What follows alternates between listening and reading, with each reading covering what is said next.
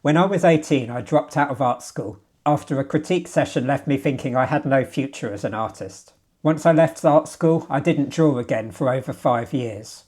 I ended up taking a PhD in environmental sciences and becoming an academic, but I found my way back to art in the end. My name is Alex Boone and I'm a nature journaler.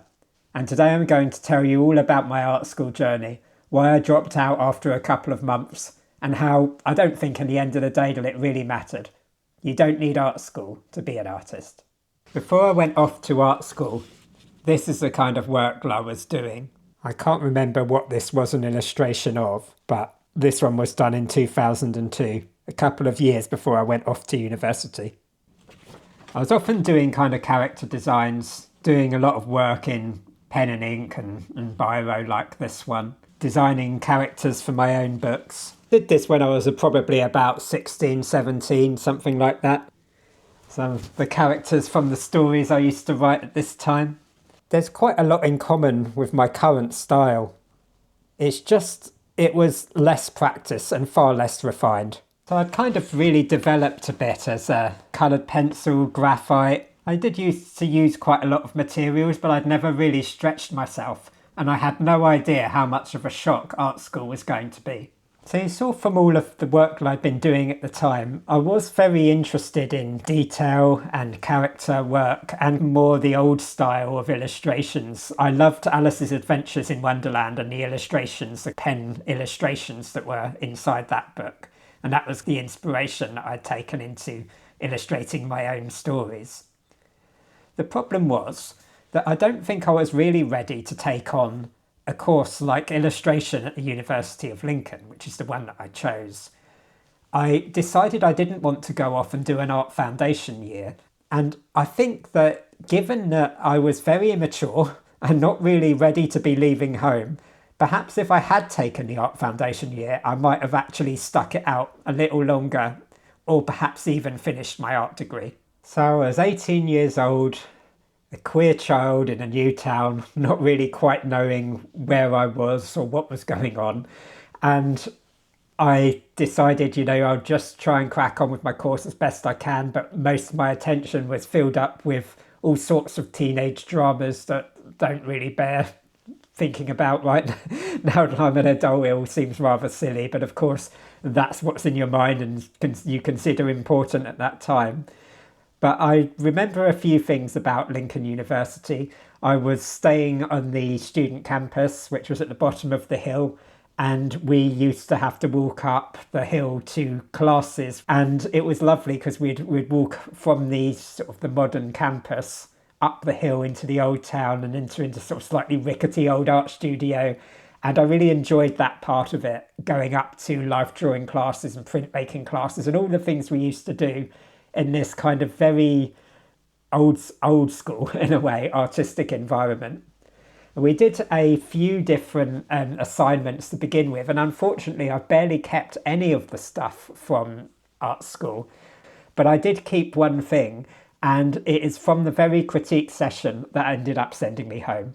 Now the second or third, probably the second project actually, was to do a series of paintings to illustrate the journey up the hill in Lincoln from the student digs at the bottom up to the cathedral at the top.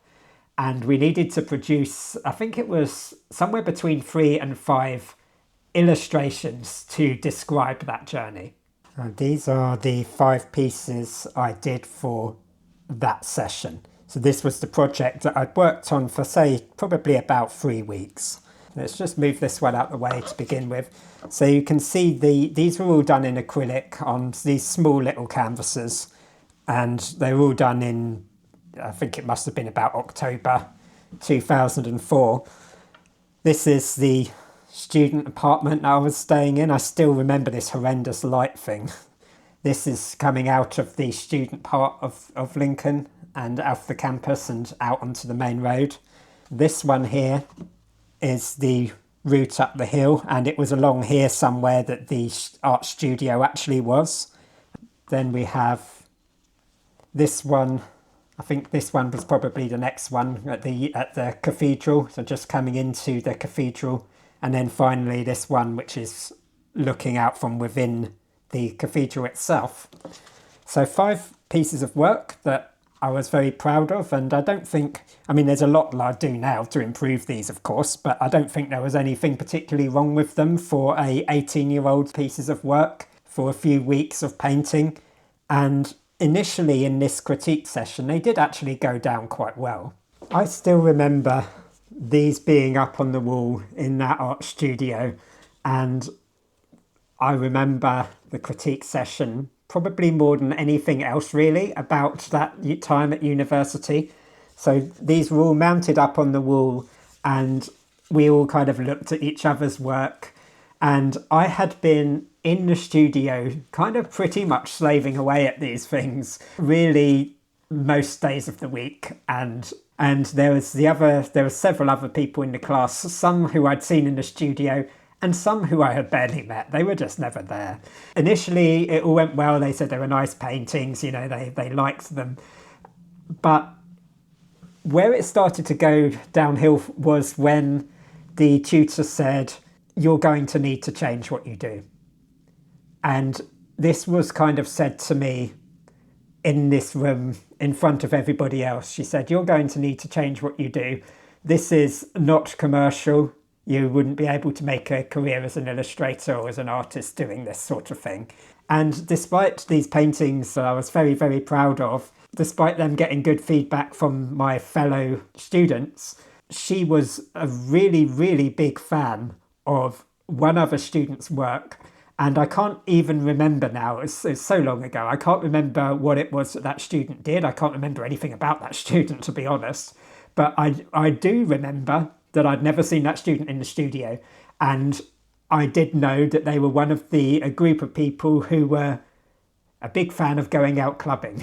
Put it this way, I didn't go out clubbing, but anyway, this student got the most rave reviews from the tutor, from everyone else, and to me it looked like they flung it together at the last minute, and I ended up feeling hugely talentless because I couldn't fling something together at the last minute. Everything took me ages, especially back at this time. So I think what actually struck me most about that, kind of my own reaction to it, I kind of felt that the more effort, the more time, the more you thrash at something, the more hours you put in, the better the result. And in an artistic context, I don't actually believe this anymore.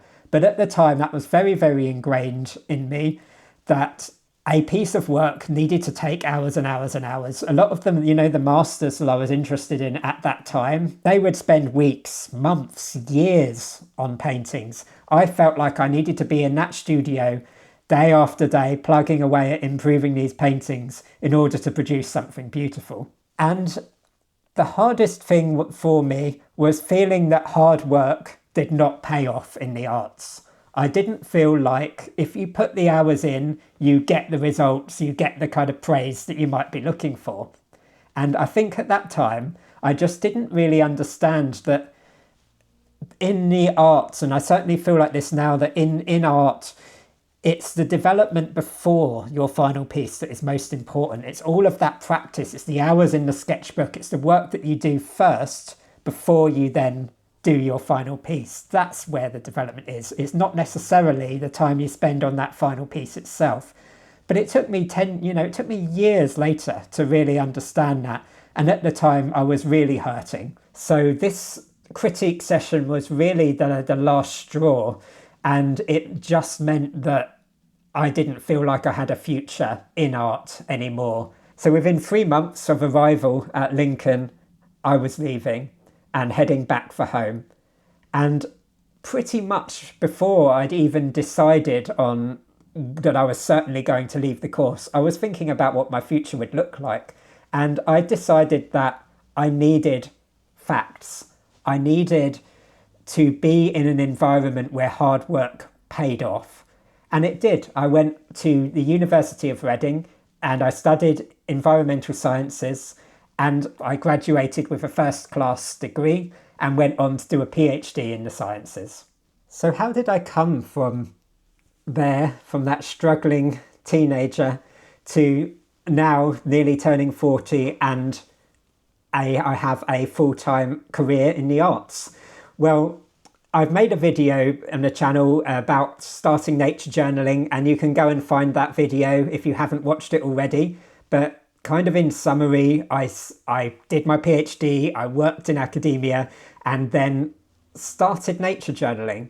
And it was nature journaling that finally brought me to where I am now.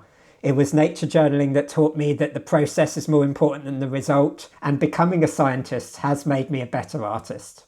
So to round it all off then, what would I like to say to a art student right now? If you're young, if you're considering a career in the arts, or if you're considering going to art school, I am not saying that art school is not worthwhile. That is not what I'm saying. I'm saying that art school is not the right path for me. And I'm also saying that you can become an artist without going to art school.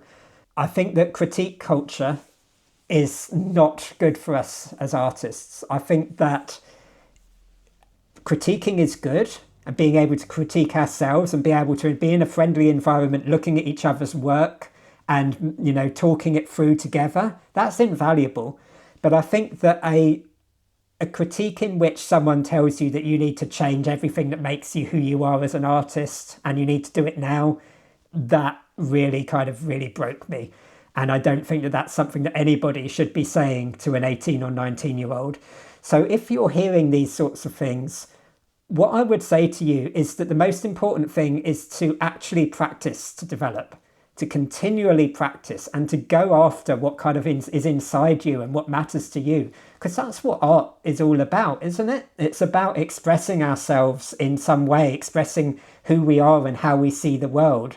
And it took nature journaling for me to really find my own path in the arts. I would recommend that you try everything. I didn't try enough. And I think that if I had really had the opportunity to broaden out, I might have understood what the demands of art school were going to be.